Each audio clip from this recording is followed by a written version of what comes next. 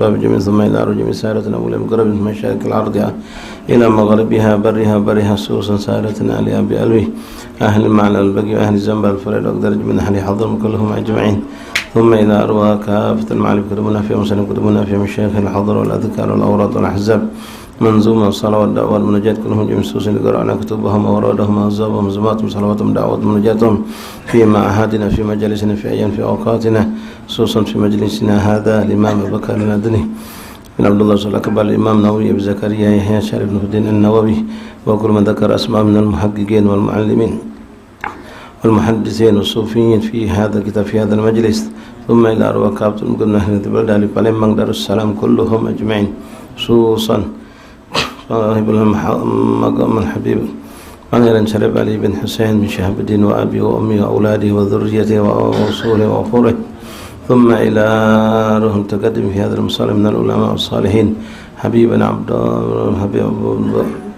عبد الرحمن الزبير العدرس والحبيبنا محمد بن شبكة بن سالم والحبيب محسن بن أحمد الكاف وكافة المشايخنا وأساتذتنا وعلماءنا صلحاءنا كلهم أجمعين أن الله يتغشاهم برحمة من الجنة أن الله يعيد علينا بركاتهم وأسرارهم وأنوارهم وعلومهم كرامات ونفات بالدين والآخرة ثم إلى أرواح والدينا ووالديكم وأمواتنا وأماتكم وأمات المسلمين أجمعين أن الله يغفر لهم ويرحمهم سبحانه برحمة الله يدخل في قبورهم روح والريحان والبشارة والمشتى والرضوان وأن الله يفتح علينا عليكم فتوحا العارفين فقنكم في الدين عليم إن الله رزقنا التقوى من الاستقامة أن الله جميل أحضر من حسن أخلاقنا يحوي الحلال حكم أحسن الحال أن الله يحفظ رحمة لطف بآبائنا أمهاتنا أخواننا أخواتنا أصحابنا أحبابنا وشيخنا معلمنا خاصة وكل من أوصانا بدعاء وعلى نية الشفاء من كل داء والأمراض والسقم والألم خصوصا للحبيب علي زين العابدين محمد محسن السقاف والحبيب علوي بن شهاب والأخي أحمد الكبري بن سندي جوهان مولانا بن رسلان وكل من أوصانا بالشفاء من إخوان أصحابنا أحبابنا وفاطمة بنت قاسم بارك به وكل من أوصانا بالشفاء من إخوان أصحابنا أحبابنا الله يشفيهم شفاء عاجلا شفاء لا يغادر سقما ولا ألما الله يتلى منه العافية تامة واستقبلنا في قرطاعه يتمنى لكم مسلم الخاتمة في خير العافية إلى حضرة النبي فاتحة بسم الله الرحمن الرحيم الحمد لله رب العالمين الرحمن الرحيم مالك يوم الدين إياك نعبد وإياك نستعين اهدنا الصراط المستقيم صراط الذين أنعمت عليهم غير المغضوب عليهم ولا الضالين آمين بسم الله الرحمن الرحيم الحمد لله رب العالمين وبه نستعين على أمور الدنيا والدين وصلى الله وسلم على خير خلق الله أجمعين سيدنا مولانا محمد صادق الوعد الأمين وعلى آله وصحبه حق قدره مقدار العظيم نوينا تعلم التعليم والإفادة والاستفادة والنفع والانتفاع التذكر وتذكير الحث على تمسك بكتاب الله وسنة الرسل والدعاء إلى الهدى والدلالة على الخير ابتغاء مرضات الله وقرب ثوابه اللهم أغننا بالعلم وزينا بالحلم أكرمنا بالتقوى جملنا بالعافية رحم الراحمين اللهم جملنا بالعافية السلام حققنا يا ربنا بالتقوى مع الاستقامة وأعذنا من مجيبات ندامه يوم القيامة اللهم أغننا بالعلم وزينا بالحلم أكرمنا بالتقوى جملنا بالعافية رحم الراحمين اللهم هذا منك بك إليك ولا حول ولا قوة إلا بك وصلى الله على سيدنا محمد نبي الأمي وآله وصحبه وسلم الحمد لله بالعالمين معاشر الحبايب معاشر الإخوان حاضرين جماعة مجلس تعليم إن شاء الله رياض الجنة Kampung Muara rahimani rahimakumullah. Assalamualaikum warahmatullahi wabarakatuh. Alhamdulillah thumma alhamdulillah thumma alhamdulillah lakal hamdu syukra ya rabbana. Bersyukur kita kepada Allah Subhanahu wa taala yang kembali mengumpulkan kita pada malam hari yang penuh berkah di bulan yang penuh dengan keberkahan, tepatnya di malam ke-10 daripada bulan Rajabul Ashab. Mudah-mudahan ikhwan segala amal ibadah yang kita perbanyak di bulan ini menjadi amal yang makbul di sisi Allah Subhanahu wa taala, termasuk istighfar yang senantiasa kita panjatkan, yang kita lebih banyakkan di bulan ini menjadi istighfar yang benar-benar merontokkan dosa-dosa kita, menghilangkan dosa-dosa kita, dan bahkan menjadikan terangkat derajat kita dengan istighfar tersebut. Bukanlah daripada istighfar yang nastaghfirullah wa na'udzubillah min dzalik, yang dikatakan ulama istighfar yang butuh diistighfarkan. Jadi ada orang-orang yang beristighfar kepada Allah tapi istighfar perbuatan dia tersebut, istighfarnya itu butuh diistighfarkan juga, karena terkategori termasuk dalam kelompok maksiat. ketika seorang mohon ampun kepada Allah tapi dia hatinya lalai, apalagi dalam keadaan yang benar-benar lalai, disibukkan dengan hal-hal yang duniawi, mulutnya berucap astagfirullah tapi hatinya, pikirannya tidak ada sadarkan kalau dirinya sedang memohon ampun kepada Allah. Maka orang seperti itu istighfarnya butuh diistighfarkan. Atau astagfirullahaladzim, dia istighfar tapi bercampur dengan riak, dijengok wong, ya, dia ngerasa dirinya dipandang wong dan seterusnya, tidak ada keikhlasan di dalam istighfarnya. Mari ikhwan, kita masih ada waktu cukup panjang. Allah berikan mudah-mudahan waktu 20 hari yang tersisa kita isi Rajab ini dengan benar-benar penuh dengan ketaatan. Yang sanggup perbanyak puasa sunnah, perbanyak puasa sunnah. Tidak sanggup puasa sunnah banyak, jauhkan diri kita semua dari memperbanyak maksiat, jauhkan diri dari kelalaian, perbanyak ketaatan, perbanyak tilawatul Quran, perbanyak zikir, tasbih, tahmid, tahlil, salawat kepada baginda Rasulullah, terkhusus perbanyak istighfar. Istighfar kita panjatkan dengan hati yang hadir dan mengenang tentang dosa-dosa yang kita lakukan. Astaghfirullahaladzim wa natubu ilaik. Ikhwan rahimani rahimakumullah. Kita mohon ampun kepada Allah dan mohon maaf kepada Allah, dan Allah tidak pernah bosan untuk mendengar dan menerima permintaan ampun dari hambanya. Allah tidak akan pernah bosan. Yang penting kita minta dengan sungguh-sungguh ampunan dari Allah Subhanahu wa taala. Dan yang jelas ikhwan rahimakumullah, mungkin saya pribadi dan kita semuanya banyak dosa dan kesalahan yang kita sudah lupa. Entah itu masa, ya jangankan yang zaman kita SMP, SMA, kuliah, yang mungkin baru terlewatkan sekian hari, sekian minggu yang lalu pun kita mungkin banyak melakukan dosa tapi kita lupa. Sementara Allah tidak pernah lupa dengan dosa kita. Dari semenjak kita balik, dosa kita sekecil apapun ada catatannya di sisi Allah Subhanahu wa taala. Allah tidak pernah lupa dengan dosa kita, tapi kita yang sering banyak lupa dengan dosa-dosa kita. Dan Allah selalu menunggu, menanti taubat hambanya kepadanya. Bahkan hamba yang bertaubat sungguh-sungguh kepada Allah itu langsung mendapatkan cinta dari Allah Subhanahu wa taala. Innallaha yuhibbut tawwabin wa yuhibbul mutatahhirin. Kita istighfar untuk diri kita, kita juga istighfar untuk orang tua kita, baik yang masih hidup ataupun yang telah meninggal dunia, dengan membaca astaghfirullahaladzim li wa li walidayya wal mu'minina amin, atau dengan rabbighfirli wa li walidayya warhamhuma kama rabbayani shaghira. Kita perbanyak juga istighfar tersebut.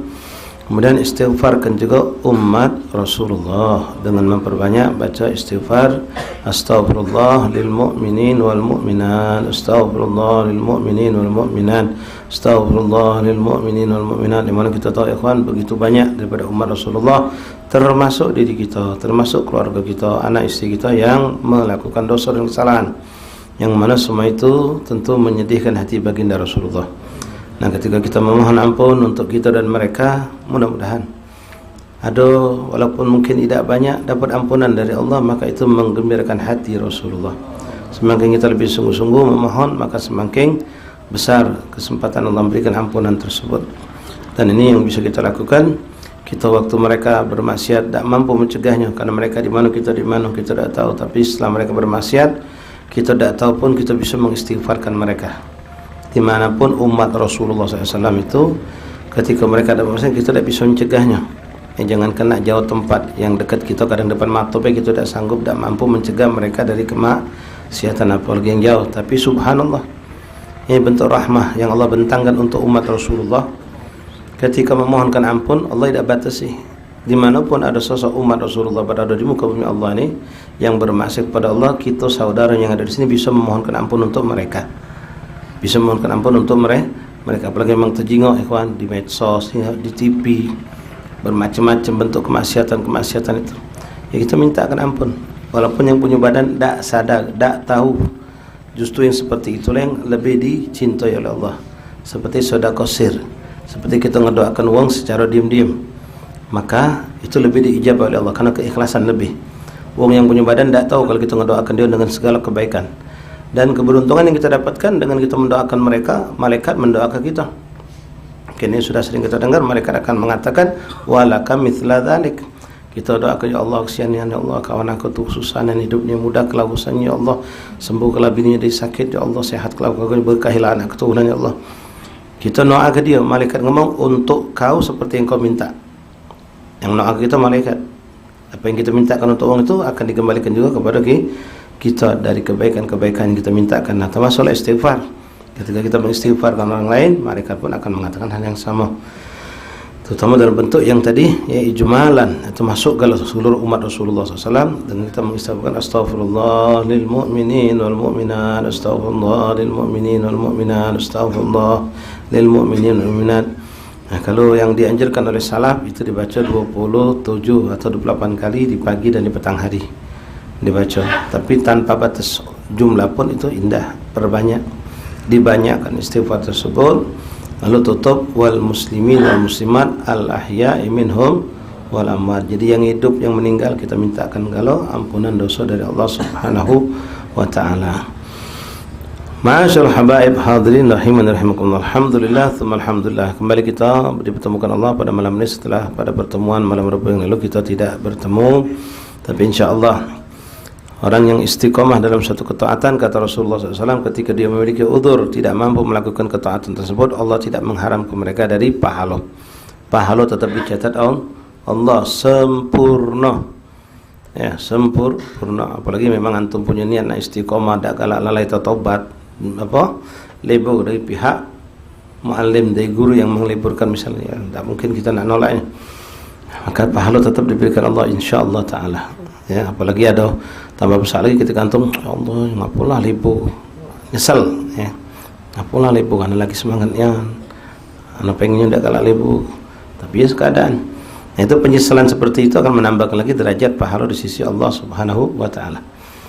Orang yang senang, libur, ya alhamdulillah libur, kapan belum istirahat, majlis tu sasukir, untung libur, seminggu, 2 minggu, nanya pula.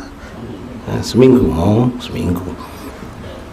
Nah, macam ini dapat pahala tak? Kalau memang dia orang istiqomah ya dapat, tapi tidak dapat tambahan pahala. La haula wala quwwata illa billahil aliyil azim. Baik, ikhwan rahimakumullah. Mari kita lanjutkan bacaan kitab Al-Adhkar Imam Nawawi.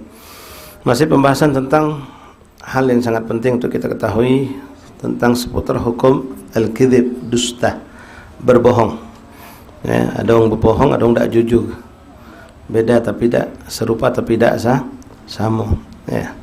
Bohong itu jelas tak jujur, tapi tak jujur belum tentu bohong. Tapi dua-duanya buruk. Ya, kita hindari. Bismillahirrahmanirrahim. Alhamdulillahirabbil alamin. Allahumma shalli wa sallim ala sayyidina Muhammad wa ala ali Muhammad. Qala ma'alib rahimallahu taala wa nafa'ana fil infidarain amin. Bab nahyu anil kidhbi wa bayan aqsami. Penjelasan tentang bab tentang larangan daripada berdusta dan penjelasan tentang wabayanu aksamuhu, yaitu penjelasan tentang pembagian-pembagian dusta. Jadi dusta itu ada pembagiannya secara hukum, ada yang sifatnya hukumnya itu asli hukumnya haram, ada yang makruh, ada yang mubah, ada yang sunnah, bahkan ada yang wajib. Dusta wajib, iya ada, nanti akan dijelaskan di sini. Kapan orang itu wajib berbohong, kapan orang itu sunnahnya berbohong, kapan tidak boleh berbohong, kapan dia hukumnya boleh tanpa dosa kalau dia berbohong. Ma'asyiral ahbab rahimani rahimakumullah. Kita sampai kepada hadis faqad ruwaina fi sahihai al-Bukhari wal Muslim an Ummi Kulthum radhiyallahu ta'ala anha. Beliau ini saudara daripada Sayyidina Utsman bin Affan radhiyallahu an. Saudara Sayyidina Utsman bin Affan. An Ummi Kulthum radhiyallahu ta'ala anha annaha sami'at Rasulullah sallallahu alaihi wasallam yaqul.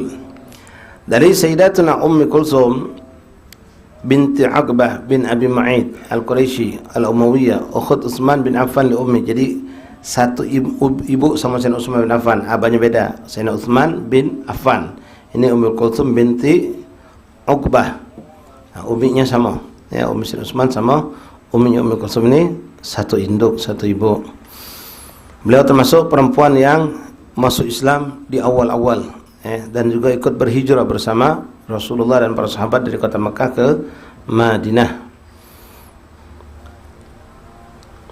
Beliau perempuan yang juga sangat mulia, sahabat yang agung yang ikut membaiat Rasulullah sallallahu alaihi wasallam. Yang di awal-awal itu orang yang masuk Islam itu membaiat Rasulullah sallallahu alaihi wasallam. Langsung Islamnya di tangan Rasulullah sallallahu alaihi wasallam, karena banyak di antara sahabat Islam di tangan sahabat. Ya, Sayyidina Abu Bakar Siddiq itu ratusan mengislamkan orang. Banyak sahabat itu mengislamkan orang lain, tapi mereka semua menjadi sahabat Rasulullah karena berjumpa dan kumpul dengan Rasulullah sallallahu alaihi wasallam.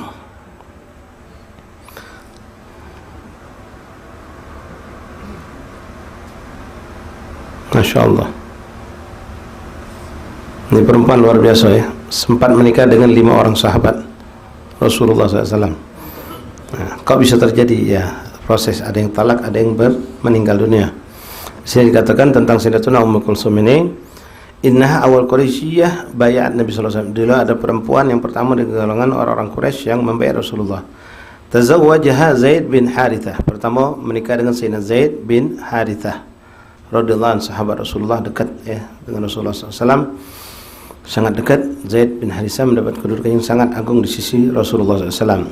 Wastashhada yaumul Mu'tah. Sayyidina Zaid meninggal dunia di perang Mu'tah. Kemudian beliau menikah dengan Sayyidina Zubair bin Awam. Menikah dengan Zubair bin Awam, talaqaha, lalu bercerai.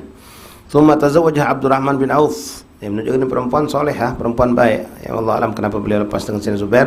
Yang jelas setelah lepas dari Sayyidina Zubair, ya, setelah dia wafat suami yang pertama, itu Sayyidina Abdurrahman bin Zubair bin Awam menikahinya. Menunjukkan ini perempuan solehah, sahabi yang luar biasa. Cuma jodohnya dengan Sayyidina Zubair bin Awam tidak panjang. Summa tazawwaja Abdurrahman bin Auf. Lalu setelah pisah dengan Sayyidina Zubair, ini perempuan Ummu Kulsum bin Uqbah ini dinikahi oleh Sayyidina Abdurrahman bin Auf, min kibar sahabat Rasulullah, pembesar sahabat. Kemudian thumma tazawwaja Amr bin As. Kemudian wafat Sayyidina Abdurrahman bin Auf. Lalu perempuan ini subhanallah tidak jadi penjanda, dinikahi lagi oleh sahabat yang lain dan juga min kibar sahabat Rasulullah. Siapa? Sayyidina Amr bin As radhiyallahu an. Nah, lalu barulah beliau famatat anhu, waktu menjadi istri Sayyidina Amr bin As, baru beliau yang wafat duluan. Jadi 4 orang sahabat menikahi beliau ini. Subhanallah. Ini menunjukkan perempuan yang mubarakah, yang tidak sembarang. Keindahan, keberkahan ada pada dirinya sehingga sahabat kibar, sahabat ya, istilahnya bergantian mengambil kekosongan ketika suaminya meninggal. Ada yang maju menjadi istri suaminya, meninggal lagi, maju lagi ada seorang untuk menjadikan dirinya sebagai istri. La ilaha illallah Muhammad Rasulullah SAW. Beliau mengatakan, sami'tu Rasulullah SAW, annaha sami'at Rasulullah SAW yaqul. Beliau mendengar Rasulullah SAW pernah bersabda, laisal kadzdzab alladhi yuslihu bainan nas fayyammi khairan aw yaqulu khaira. Hadzal qadar fi sahihima. Wa zada Muslim fi riwayat qalat Ummu Kulthum walam asmahu yurakhis fi syai'in mimma yaqulu an-nas illa fi thalath, yakni al-harab wal islah bainan nas wa hadits ar-rajulu imra'atahu wa imra'atu zawjaha. Fahadha al-hadits sarih fi ibahati ba'd al-kadhib li maslahati wa qad dhabat al-ulama ma yubah minhu. Dalam hadis ini ikhwan menjelaskan kepada kita contoh-contoh kedustaan yang diperbolehkan. Ya, diperbolehkan. Dusta asli hukumnya kan tidak boleh dusta itu. Artinya haram, tapi ada beberapa kondisi keadaan yang dibolehkan. Bahkan ada yang bukan mencapai derajat boleh, bahkan disunahkan, bahkan sampai derajat wajib kita berdusta dalam satu kondisi tertentu. Nah, di sini ulama sampai membuat dhabit, artinya standar kriteria yang mana yang dikatakan masuk kelompok yang mubah, yang makruh, yang haram, yang sunnah, bahkan yang wajib, itu sampai disusun oleh para ulama. Nah, di sini dalam hadis ini beliau pernah mendengar Rasulullah SAW berkata, laisal kadzdzab alladzi yuslihu bainan nas. Tidaklah dikatakan pendusta dan melakukan kedustaan yang berdosa ketika seorang itu melakukan dusta tapi demi untuk menislah bainan nas, antara dua keuang beributan, apalagi dua kelompok manusia, dua kelompok besar beributan, dia nengai dan dia berdusta. Misal dia dengar kalau memang si fulan itu, si A ini pernah mencaci si B, pernah mencaci si B, dan dia saksinya. Ketika dia si B ini ada yang nyampaikan, ya na'udzubillah min dzalik, si namam, tukang ngadu domba, nyampe kepada si B, kau dicaci habis oleh si A. Benar baik, kau jangan masing-masing, ada saksinya si C itu dengar. Dengan dia rewek, ya, orang ini tujuannya untuk mengadu domba. Nak ribut wong dua ini, datang si B kepada si C.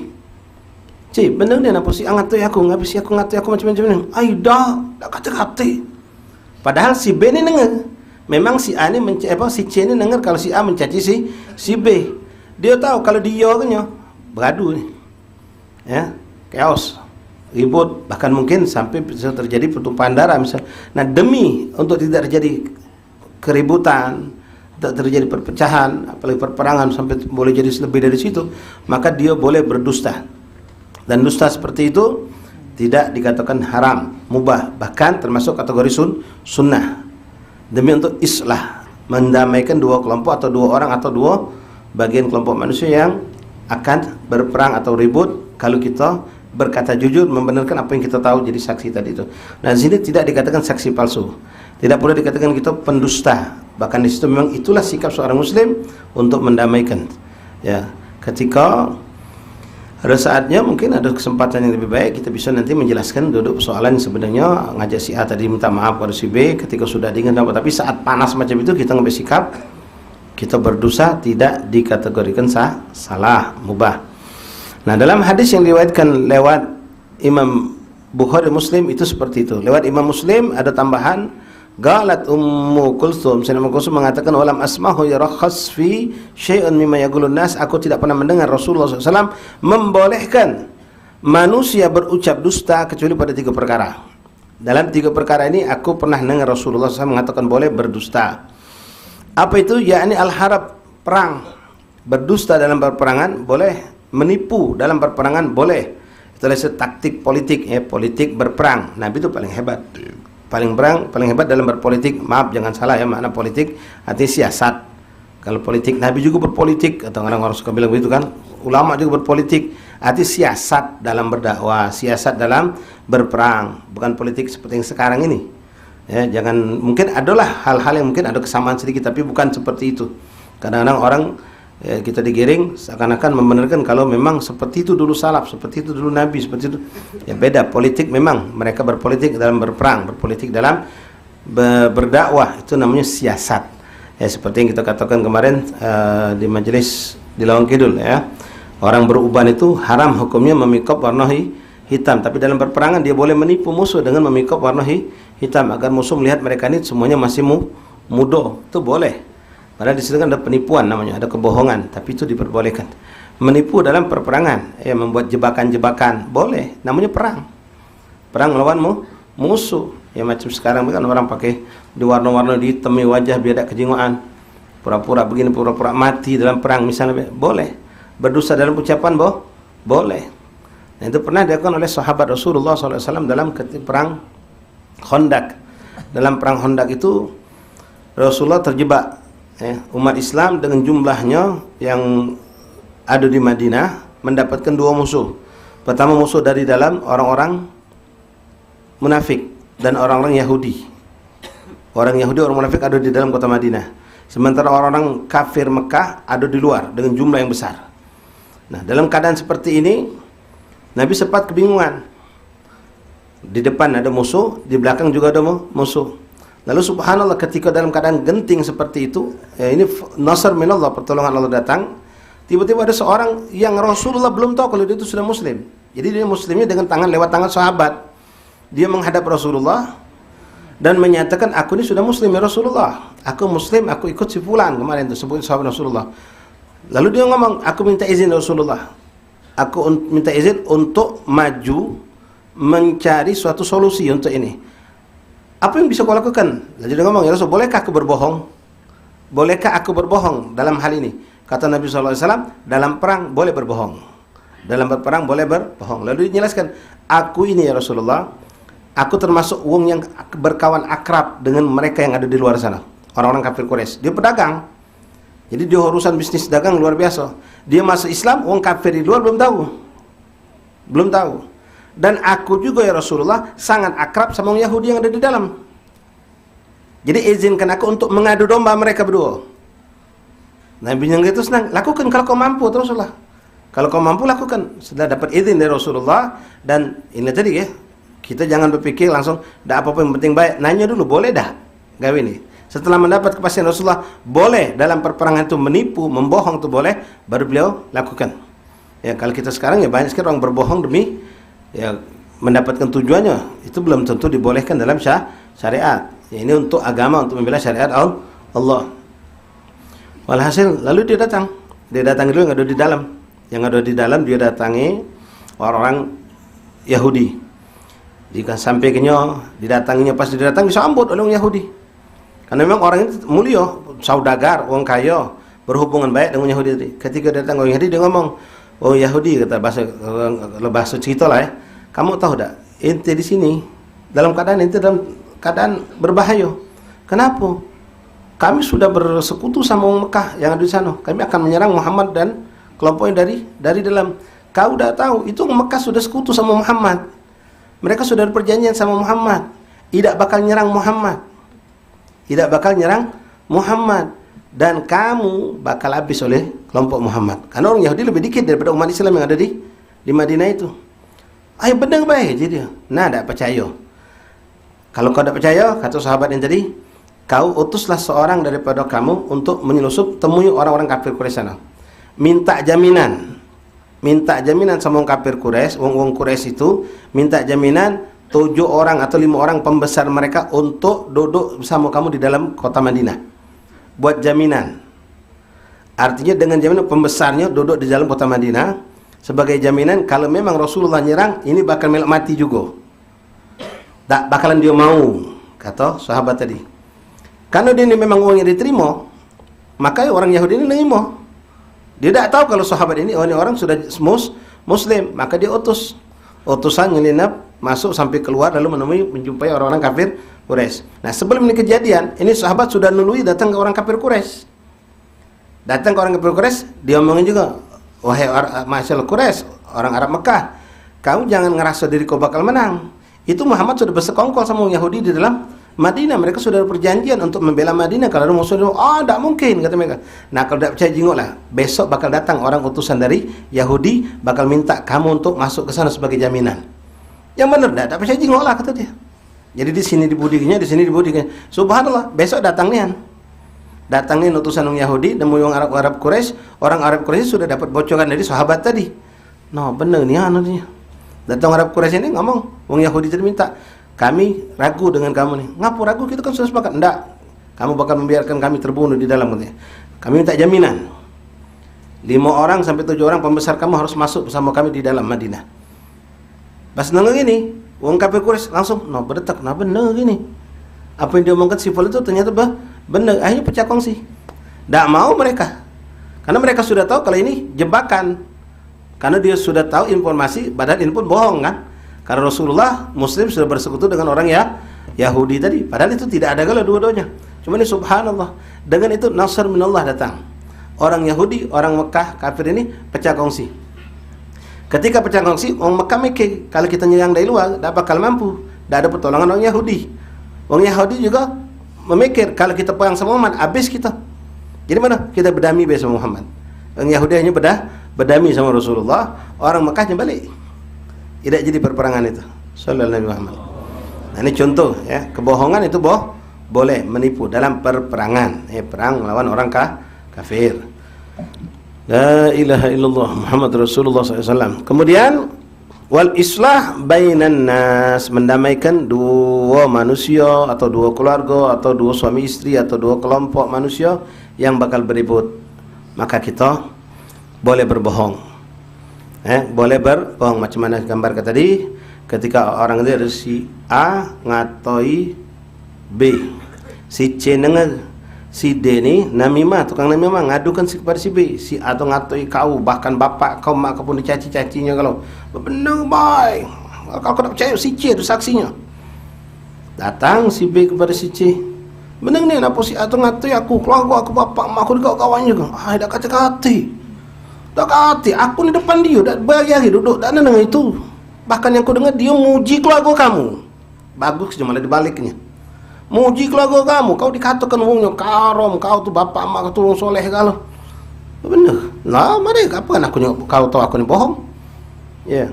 Nah, berbohong seperti ini untuk mendamaikan, untuk meredam, itu dibolehkan. Dibolehkan. Kalau memang ini namam ini subhanallah ngadu, sini juga diadunya. Yang C ini pun berkata bohong juga kepada si A, itu juga dibolehkan.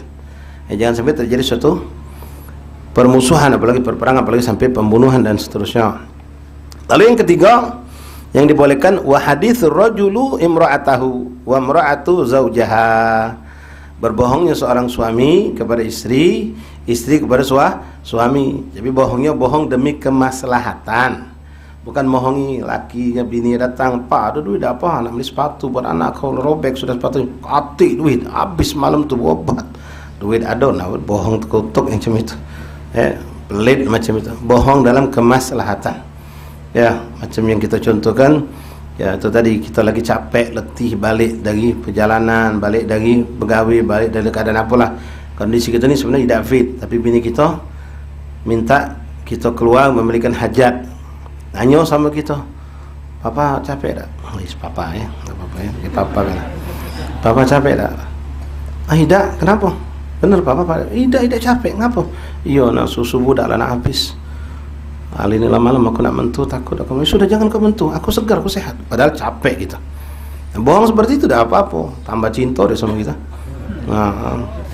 Iya. Bahkan pas ngomong pula, "Papa duitnya ada?" Ada, padahal duit lagi kata gitu. Bohong, tambah cinta itu. Boleh seperti itu, boleh. Ya, macam masakan tadi, bini kita masak, tidak lemak sebenarnya, mau belajar masak. Hati-hati jangan galak ngibah bini. Banyak orang galak menghibah bini. Hati-hati ikhwan. Kamu datang ke rumah kawan kamu, si Jol, si Dol, si Ndung, 3 main ke masih Mamat. Mamat mau mentuk pempek tuh, cukunya pas makan, lemak ni pempek man, beli di mana man? Ya aku alhamdulillah ada beli bini aku. Ini buatan bini aku galau. Aku cuma nyiapkan iwak sama sagunya bae. Lemak bini kau mat, bini aku godol-godol kita baca. Nah ini ghibah ini, haram hukumnya, dosa ya kan? Ngapa kau buka kartu keburukan bini kau? Bini aku mana pacar, beli itulah aku koncot duit. Haram hukumnya. Ya, haram, tak boleh ngomong kekurangan bini kita. Ya sudah, Masya Allah, alhamdulillah bini kau pacar segalanya. Tak usah tambahi, kalau bini aku tak apa-apa. Jangan tambahi kalimat itu. Cukuplah kau puji bini orang itu, tapi jangan kau cacikan bini kau. Ya, kadang-kadang kita muka aib bini kita tanpa kita sadar. Omongan macam tadi kita omongan pergaulan biasa. Lemak kaman. Bakso pacak juga bini aku. Apalagi bakso beli terus kami. Bentuknya kalau apa kepacaan bini tadi, semangat tadi kitab juga bengong. Jangan buka kartu, haram hukumnya. Ya. Bini kita bawa baja masak tidak lemak. Nyukon ke kita, "Pah, cicip pah. Gimana? Enak Pak?" Masya Allah.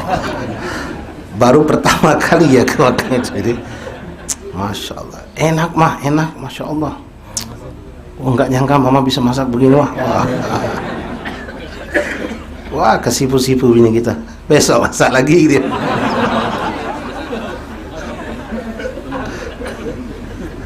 Kata kalau mau masak lagi dia. Boleh cak itu, tidak apa-apa. Ya, dia begawi apa yang salah, begawi apa yang kita kecewa, tapi tidak tampakkan. Marah kita tahan. Kita katakan tidak marah, kita tidak capek. Apalah yang sifatnya, kalau dia tadi itu memang apalagi tidak sengaja melakukan kesalahan, tidak sengaja, atau sudah berusaha maksimal tapi tidak sempurna, katakanlah pujilah dengan pujian yang baik, yang indah buat dia. Karena ini mawaddah warahmah akan muncul di situ, saling cinta, saling kasih. Kalau kita selalu menilai kekurangan di situlah mawaddah warahmah akan berangsur hilang. Yang kita tengok celahnya terus, bini kita kekurangannya betul itu juga, kebaikannya tidak pernah kita nilai, kekurangannya tidak pernah kita maafkan. Kalau sebaliknya sebini puncak itu yang dijengkel kekurangan laki baik, ya sudah mawaddah hilang, yang sisa masih rahmah.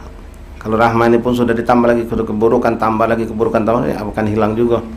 Yang sadaqallah Maha Suci mengatakan al mawaddah war rahmah. Mawaddah dulu baru rahmah. Mawaddah dulu disebut baru rahmah. Kenapa? Mawaddah ini bakal pupus, bakal hilang. Ente cinta sama bini ente boleh jadi karena kecantikannya, karena kebagusan budi, apa sifat segala macam lah. Ketika sudah tua, sakit-sakitan, mana ada mawaddah lagi. Tapi yang ada masih rahmah sama bini kita tadi. Sang bini pun juga macam itu sama lakinya. Galak dia ngurusi laki yang sakit, tak baca apa lagi sudah laki ni. Tapi dia masih ada rahmah tadi tu, kasih sayang. Kalau cinta mungkin Allah lah masih ada apa tidak.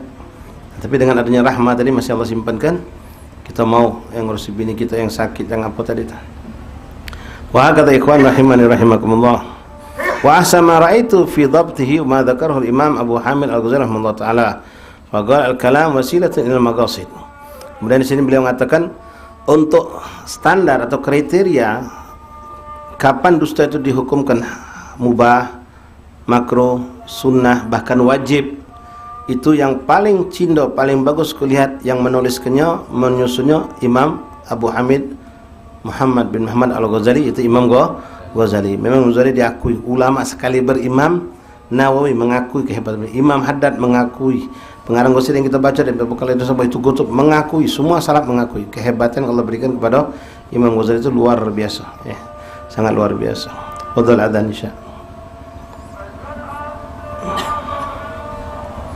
Yang sekiranya nak berwuduk silakan.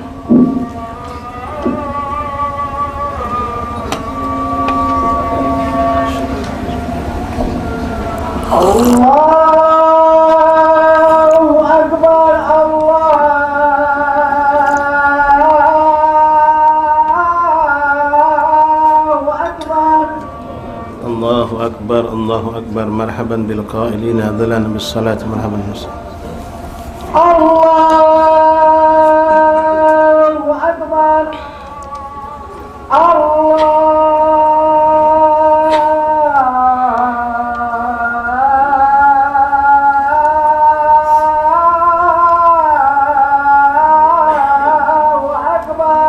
Allahu Akbar, Allahu Akbar. Asyhadu an la ilaha illallah.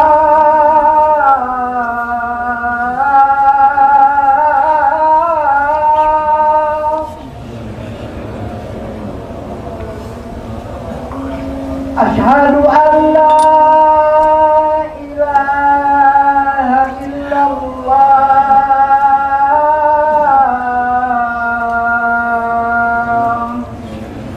Asyhadu an la ilaha illallah.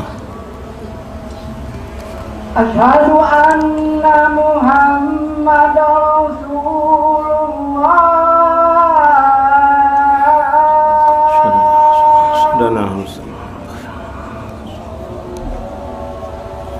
Asyhadu anna Muhammadar Rasulullah.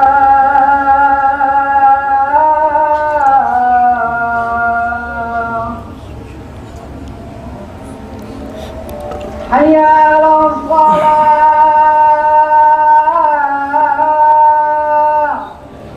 Hayya 'alas shalah, la haula wa la quwwata illa billah. Hayya 'alas shalah.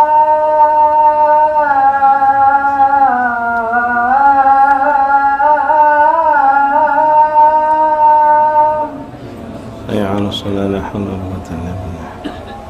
Hayya 'alal falah.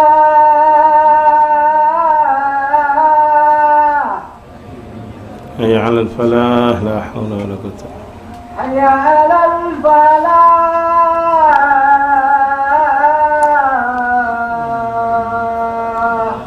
Hayya 'alal falah, la haula wa la quwwata illa billah. Allahu Akbar. Allahu Akbar. Allahu Akbar, Allahu Akbar. La ilaha illallah. La ilaha illallah Muhammad Rasulullah sallallahu alaihi wa alihi wa sahbihi wasallam taslima. اللهم رب هذه الدعوة التامة والصلاة القائمة آت سيدنا محمد صلى الله عليه وسلم وسيلة الفضيلة والشرف والدرجة العالية رفيعه وبعثه مقاما محمودا الذي وعدته يا أرحم الراحمين. رب اغفر لي ولوالدي، رب اغفر لي ولوالدي، رب اغفر لي ولوالدي، رب اغفر لي ولوالدي، رب اغفر لي ولوالدي وارحمهما كما ربياني صغيرا. اللهم إنا نسألك العفو والعافية والمعافاة الدائم في الدنيا والآخرة. صلى الله عليه وسلم محمد وعلى آله وسلم. الحمد لله رب العالمين. Taib, ikhwan rahimakumullah. Kita tambahkan sedikit. Wa ahsana ma ra'aituhu fi dhabtihi ma dzakarahu al-Imam Abu Hamid Al-Ghazali rahimahullah faqala al-kalam wasila ila al-maqasid. Kalam ucapan adalah wasilah perantara untuk mencapai satu tujuan. Faqul maksud mahmud, setiap ucapan atau perbuatan yang jadi wasilah tadi yang kita gunakan sebagai wasilah itu suatu yang baik, yumkinu tawassul ilaih bis-sidq, mungkin kita gunakan dengan cara jujur, misalnya suatu masalah atau apalah kita baca menyelesaikannya dengan jujur, maka tidak diperkenankan kita menggunakan cara yang dusta. Secara jujur pacak kita sampaikan dan orang itu bisa nerima. Mungkin dengan cara dibohongi lebih cepat. Misalnya kalau dibohongi lebih cepat, tapi kalau kita dengan jujur bisa nerima juga, cuma butuh dijelaskan misal. Maka tidak boleh kita bohongi itu orang. Dalam hal yang 3 tadi misal, kita tidak boleh ngebohongi dalam keadaan yang darurat. Orang itu bisa dikatakan dengan jujur, dijelaskan. Macam contoh, anak kita minta belikan sesuatu, es misal, dia lagi demam, ya. Kita kan lebih cepat, gampang, langsung ngebohongi. Oh, yang jualannya tidak ada, padahal yang jualannya ada situ lagi duduk bawa batang.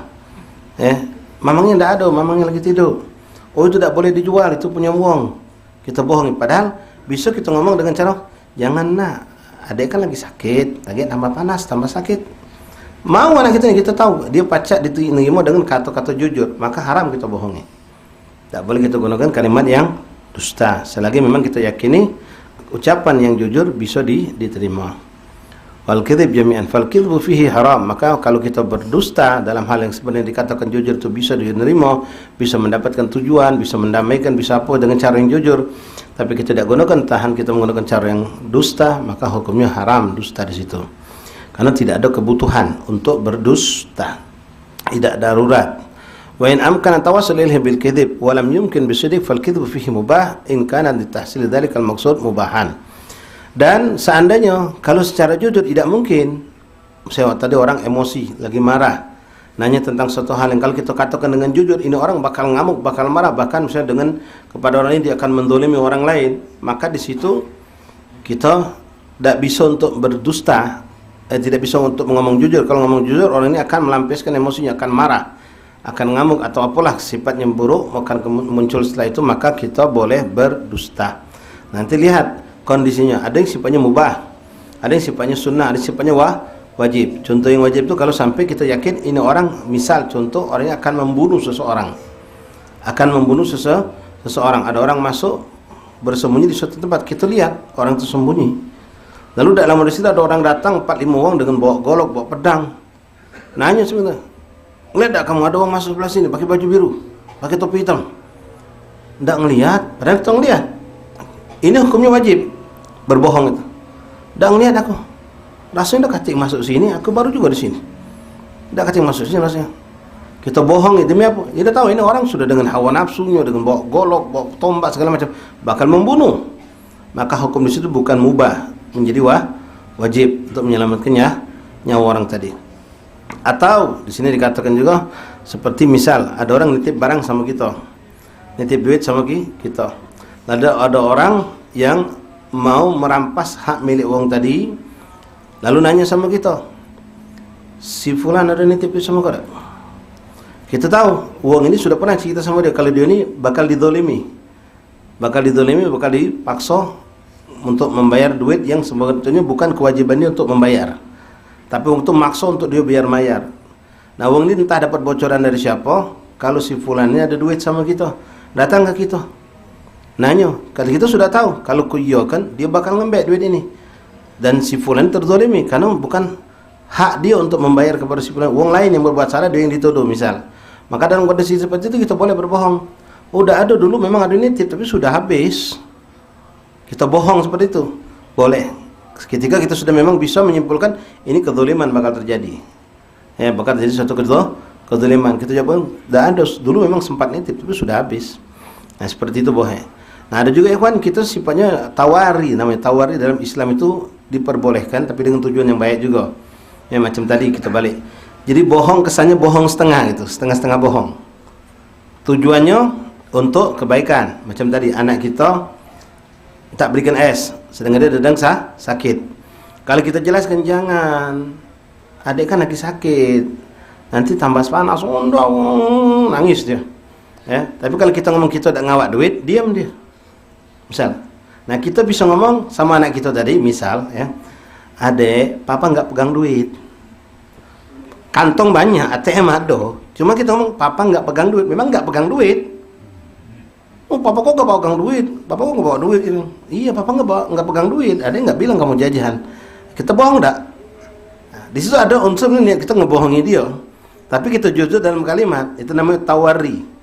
Ya, papa nggak pegang duit. Nah, pegang duit gitu. Tidak, walaupun di kantong ada. Anak kita percaya baik, nah sudah.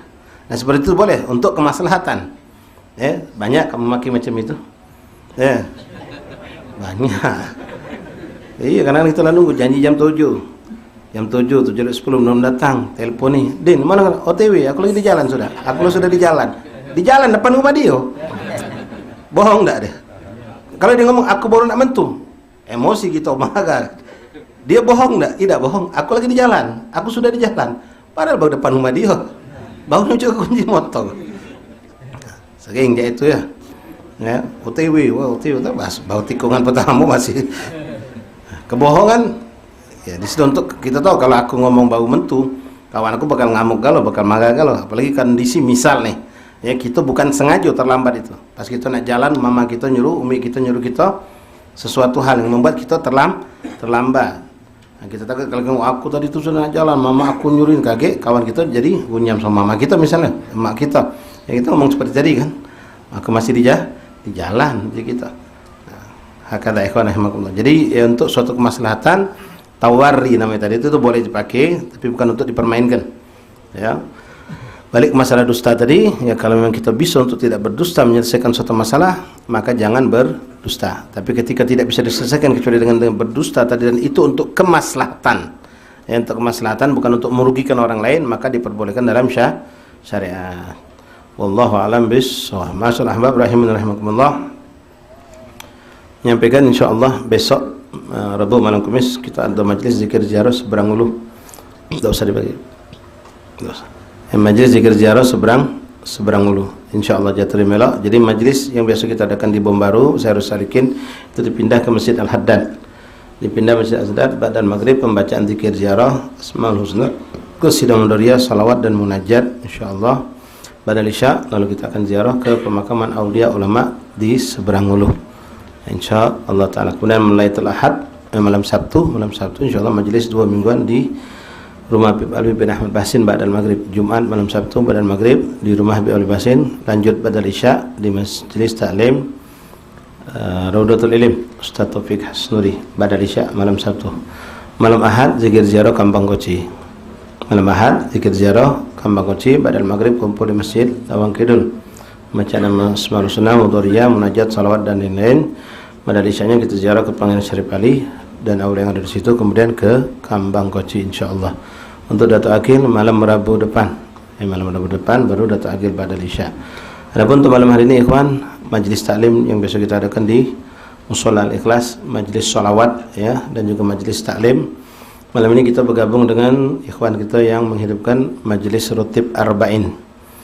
Jadi yang nak hadir fadhal dapat 2 paket majlis rutib arba'in dan juga majlis salawat, majlis taklim juga kita adakan malam hari ini pada Isya, jadwal seperti biasa insyaallah taala.